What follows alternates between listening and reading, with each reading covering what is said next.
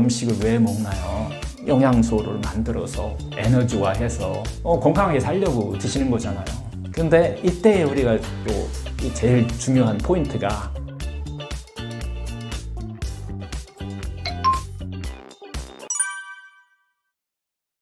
음식을 먹을 때 그러면 우리가 음식을 왜 먹나요? 일단은 영양소를 만들어서 에너지화해서 건강하게 살려고 드시는 거잖아요. 근데 이때 우리가 또 제일 중요한 포인트가 언제 먹어야 되는지, 그 다음에 이제 세 가지를 우리가 들 수 있는데 어떻게 먹어야 되는지, 또 얼마나 먹어야 되는지, 이게 기준이 좀 있어야 될 필요가 있어요. 그래서 특히 이제 이 언제 먹어야 되는지가 상당히 중요해요. 시도 때도 없이 아무 때 먹는 게 아니라 우리 몸 안에는 생체 리듬이라는 게 있어요. 이것은 아주 오래전에 우리 유전자 속에 이미 기록되어 있는 거예요. 그래서 이 생체 리듬을 갖다가 세 파트로 나눠서 볼 필요가 있어요. 언제 먹어야 될지는 이걸 이해하시고 여러분들이 먹는 시간을 좀 정하시면 음식이 정말 약이 되기도 하고 또 치료하는 또 가장 기본적인 것이 될 수 있어요. 생체 리듬 세 파트로 나눠서 볼 수 있다. 첫 번째 생체 리듬을 나눠볼 때 오전 시간인데요.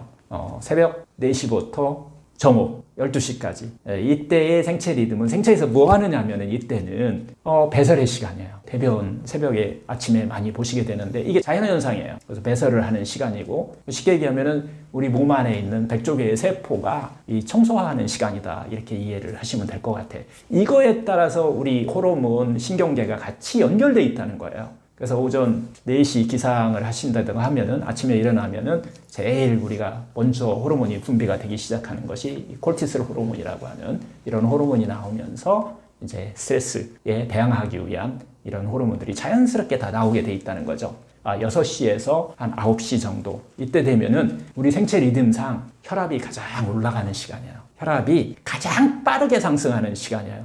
이때는 심혈관계 질환 갖고 계신 분들은 좀 조심하셔야 돼요. 6시부터 9시간에 막 운동을 하시거나 아니면은 변비가 있어갖고 화장실 가셔가지고 대변을 보려고 힘을 너무 쓰거나 하면은 혈압의 문제가 오는 이런 것들을 우리 주변에서 많이 볼 수가 있는데 이런 생체 리듬 때문에 그래요. 그 다음에 이제 9시부터 정오까지 이때는 각성도가 제일 좋은 시간이에요. 중요한 회의나 뭐 어떤 것을 결정할 때나 이럴 때는 아침에 주로 많이 하게 되죠. 이게 이제 생체 리듬상 오전의 생체 리듬상이에요. 생체 리듬이고요. 그래서 이제 여기서 포인트를 우리가 조금 이해하시는 거예요. 생활 속에서 여러분들이 한번 음식 먹을 때 이게 어떻게 보면 이제 시간 중요하다는 얘기를 했는데 이때는 뭘 먹어야 되냐면은 주로 청소하는 시간이기 때문에 혈압이 가장 빨리 올라가는 게 혈액이 응고되면 안 돼요. 그래서 이때 물을 많이 드셔야 되는 이유이기도 해요. 일어나자마자 시원한 물이 아니라 좀 미지근한 물, 여러분들 체온하고 비슷한 이런 물을 먹는 이런 습관이 건강에 상당히 좀 좋다라고 하는 것이 요즘 의학계에서 얘기하는 거죠. 그 다음에 이제 오후 시간이에요. 12시부터 보통 6시까지를 이제 오후 시간을 하는데 오후 시간은 이 활동의 시간이에요. 우리가 음식도 먹고 활동하고 하는 시간이 된다는 거예요. 실체 활동이 제일 이렇게 정신 활동하고 가장 협조가 잘 되는 이 능력이 가장 최저치로 올라올 수 있는 이런 시간이라고 이해하시면 될 것 같아요. 그 다음에 이제 오후 6시 이후에는 우리 체온이 조금씩 높아집니다. 활동을 했기 때문에 좀 높아지면서 9시 정도 되면은 우리 체온이 최고조에 이르는 이때가 오후 시간이다 라고 이해를 하시면 돼요. 하여튼 이때는 먹어야 되는데 잠자기 3시간 전까지 음식을 먹는 것을 의학에서는 권하죠. 그렇게 하면은 여러분들 이제 오전에는 물을 많이 먹는 시간이고 오후에는 식사를 하고 뭐 하고 6시 전에 딱 식사를 끝내고 특히 아니면은 뭐 그게 좀 힘들면 잠자기 3시간 전까지는 식사를 끝내는 이런 시간을 갖게 되면 이 시간에 먹는 것이 포인트예요. 이렇게 되면은 자연스럽게 18대 6 아니면 16대 8 간헐단식이 이루어지는 거예요. 우리 몸 안에서 스스로 해결하는 독소를 제거하고 하는 능력들이 제대로 극대화되는 이제 치유법을 쓰게 되는 여기서 나오는 음식을 갖고 나오는 음식 먹는 시간에 따라서 이걸 조절해서 이렇게 만들어진 것이 이런 자연치유법들이 또 나오게 되죠. 그 다음에 이제 밤 8시부터 새벽 4시까지 이때는 이 회복의 시간이에요. 복구하는 거예요. 이때에 뭐 막 낮에 활동하고 뭐 하고 하면서 이 고장났던 것을 다 회복하고 복구하는 이런 시간이 잠이에요. 그래서 이 잠을 통해서 복구해야 되는데 이 시간에 만약 먹는다고 생각해 보세요. 야식을 한다라고 생각을 해보세요. 복구하기보다는 더 뭐 활동하라고 막 이렇게 하는 시간하고 이게 밸런스가 막 무너지기 때문에 매일 음식이 먹을 때 제일 중요한, 건강하고 중요한 포인트가 야식입니다.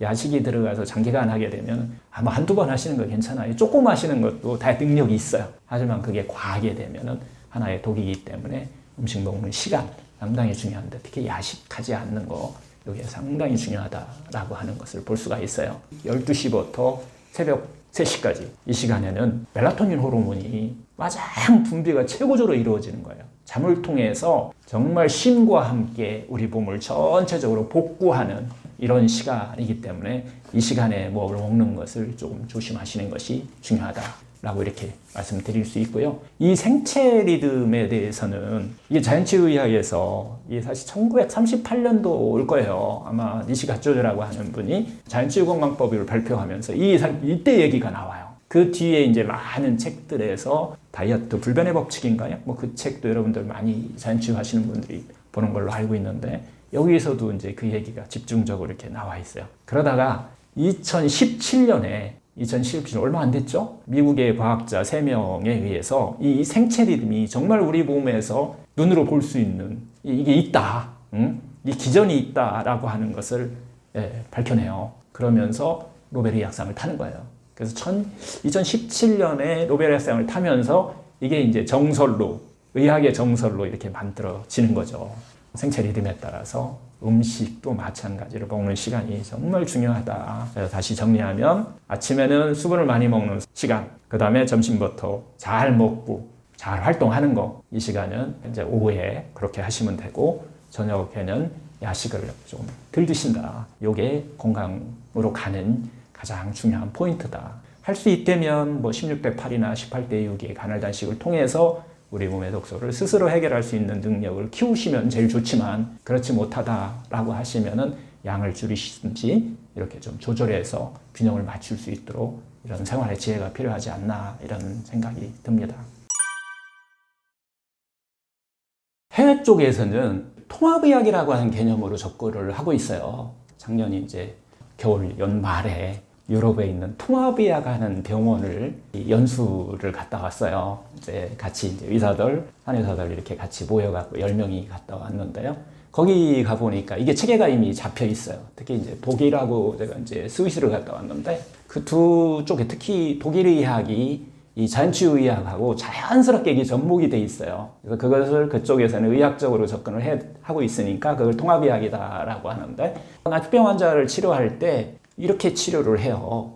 첫 번째에 여러 명이 같이 이 환자를 봅니다. 첫 번째 제일 중요하신 게 이 종양이라든가 이런 심리학 하고 있는 전공을 한 의사 선생님들 하고, 그 다음에 이제 표준의학 하는 분들, 그 다음에 이제 물리치료를 해서 뭐 지압과 마사지죠. 어떻게 보면 그런 방법으로 치료하는, 그런 물질을 치료하는, 신체를 치료하는 치료사들, 명상을 하는 분들, 뭐 요가나 뭐 필라테스나 뭐 수많은 명상을 하는 방법을 가지고서 또 환자에 접근을 하는 이런 방법, 또 음식으로 또 접근을 하는 방법, 이렇게 해서 종합적으로 의사를 이렇게 환자를 바라본다. 그래서 환자가 오면 바로 치료하는 것도 중요하지만 2년 건강계획 세우기를 세워주는 거예요. 앞으로 어떻게 살 건가를 가르쳐주는 이런 쪽의 의학으로 서양에서 접근하고 있더라는 거예요. 저도 이번에 가서 그렇게 따로따로는 하는 것은 저 미국이나 일본에서 보았는데, 그리고 경험하고 체험했는데, 이번에 가서 유럽 연수를 하면서 와, 이렇게 이미 체계가 잡혀 있다. 그래서 이게 얼마 됐느냐고 물어봤어요. 얼마나 됐느냐라고 하니까 원래부터 그랬다는 거예요. 자기가 기억하기로는 하나하나 이렇게 전문적인 것들이 이렇게 합쳐서 이렇게 삶을 바꾸는 거죠. 이렇게 하는 것이 이미 100년은 되지 않았을까요? 자기 병원 이렇게 있을 때부터 이렇게 시작을 했다라는 이야기를 듣고, 이렇게 서양에서도 이미 이렇게 하고 있었고, 뭐 동양에서뿐만 아니라 제일 중요한 것은 여러분들한테 한국에서도 좀 해야 되겠다라고 하는 생각을 가지고서 조금 더 이제 체계를 좀 만들어서 자연치유의학을 접근하는 방법을 가르쳐야겠다 해서 이렇게 이야기도 하게 되는 동기가 됐던 것 같아요.